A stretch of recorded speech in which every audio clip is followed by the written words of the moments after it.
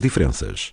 Mas num determinado ângulo, o olho de traça, aqui à direita, elimina todo o brilho. A tecnologia olho de traça irá resultar também nos painéis solares, aumentando a quantidade de luz absorvida e tornando-a mais eficiente.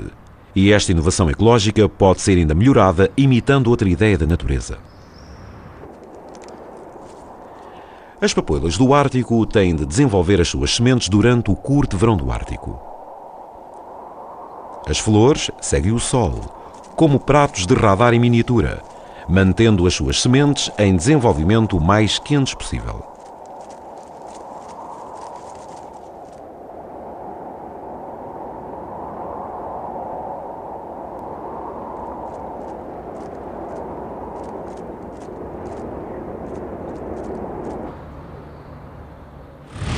Os designers da casa Gemini, na Áustria, seguiram esta ideia.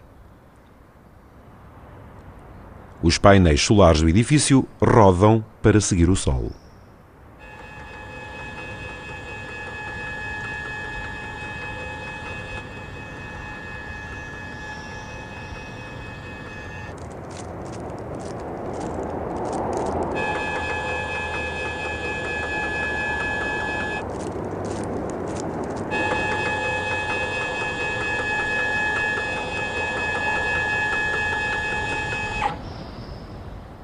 Podemos chamar-lhe tecnologia ecológica, mas o seu funcionamento não é exatamente igual ao das flores.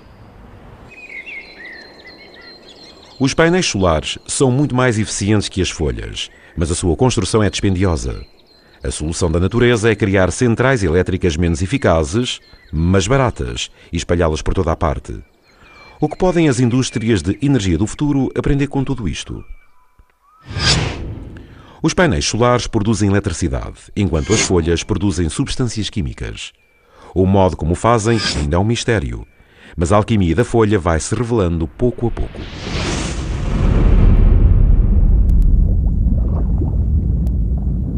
Dentro de cada célula de uma folha existem pequenas cápsulas verdes chamadas cloroplastos.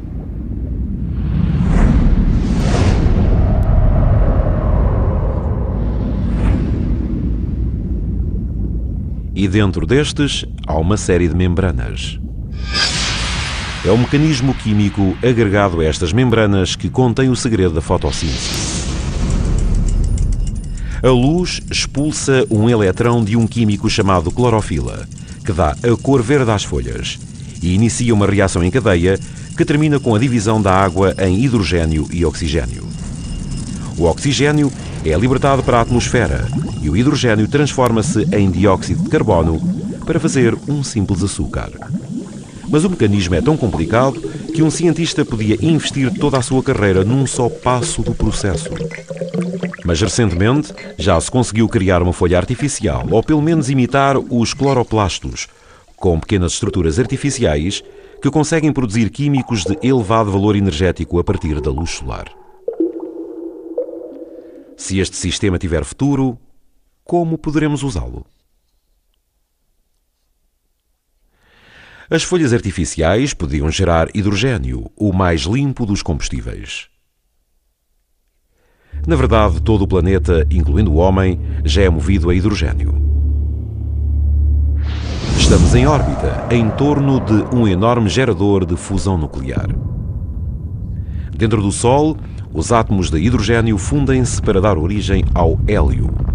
Este processo liberta enormes quantidades de energia. A derradeira fonte de energia da vida na Terra.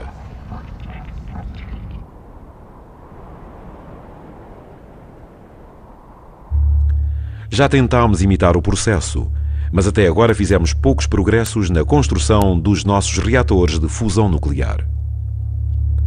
Mas economizar o hidrogênio ainda poderá trazer-nos um futuro risonho. Os atuais combustíveis de hidrocarboneto já queimam hidrogênio, que é altamente inflamável.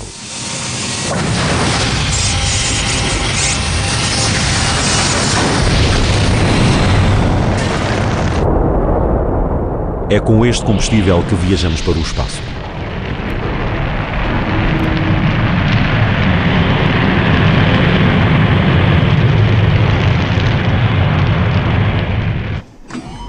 A Agora os engenheiros já desenvolveram motores para automóveis que também podem queimar hidrogênio. Este carro é um híbrido. Pode usar gasolina comum ou, com o simples espremer de um botão, hidrogênio.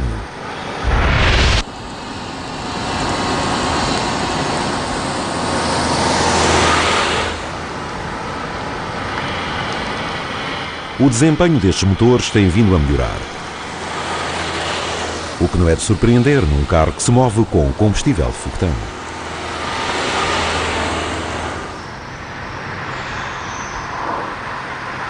Já se resolveram os problemas iniciais com o armazenamento de um gás altamente inflamável a alta pressão.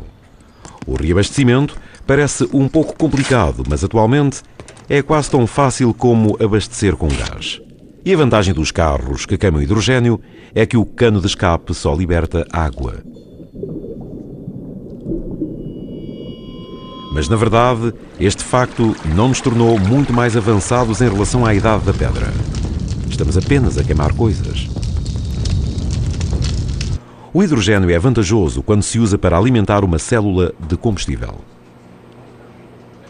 Numa célula de combustível, o hidrogênio funde-se com o oxigênio e produz uma corrente elétrica. Essa eletricidade pode ser usada para alimentar o moderno motor deste carro. Tal como no motor de combustão, o escape só liberta água.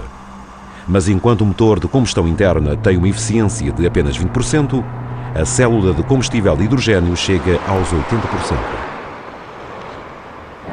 Atualmente, os cientistas já estão a desenvolver células de combustível de hidrogênio suficientemente pequenas para substituir as vulgares baterias de computadores portáteis. Teoricamente, não há motivos para que de futuro a nossa eletricidade não possa ser toda produzida por centrais energéticas de hidrogênio alimentadas pelo Sol, claro está. Atualmente, o maior problema do hidrogênio é que grande parte tem origem na decomposição de combustíveis fósseis. A sua produção liberta tanto gás prejudicial para a camada de ozono, como se libertava inicialmente com a combustão do hidrocarboneto. Mas, como acontece com as folhas artificiais, há uma grande fonte de hidrogênio que o pensamento bio-inspirado pode utilizar sem produzir qualquer tipo de poluição: a água.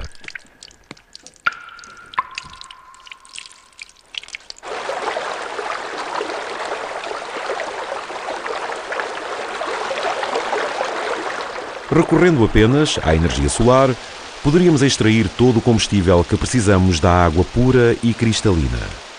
E ao usarmos esse combustível, quer seja queimado ou usado numa célula de combustível, iríamos simplesmente produzir mais água, o princípio básico da reciclagem.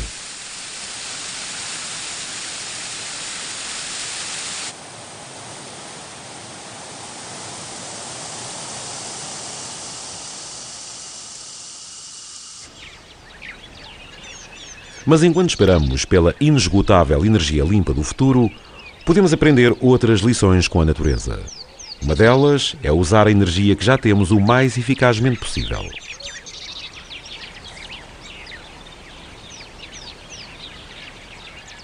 As térmitas são as maiores construtoras da natureza. Utilizam a lama misturada com saliva para construir grandes castelos de argila. Dentro destas fortalezas, as térmitas criam larvas e, em certos casos, até cultivam plantações. Estas estruturas não são apenas montes de terra, são edifícios sofisticados. Uma colónia de térmitas consome tanto oxigênio e produz tanto dióxido de carbono como uma vaca. E gera também muito calor. No entanto, elas vivem encerradas em montes de terra. Deve haver algum sistema de ventilação nos seus edifícios. Os engenheiros da Universidade de Loughborough, no Reino Unido, e os biólogos da Universidade Estatal de Nova Iorque juntaram-se para descobrir o que fazem as térmitas. A maioria destes montes, na Namíbia, foram modificados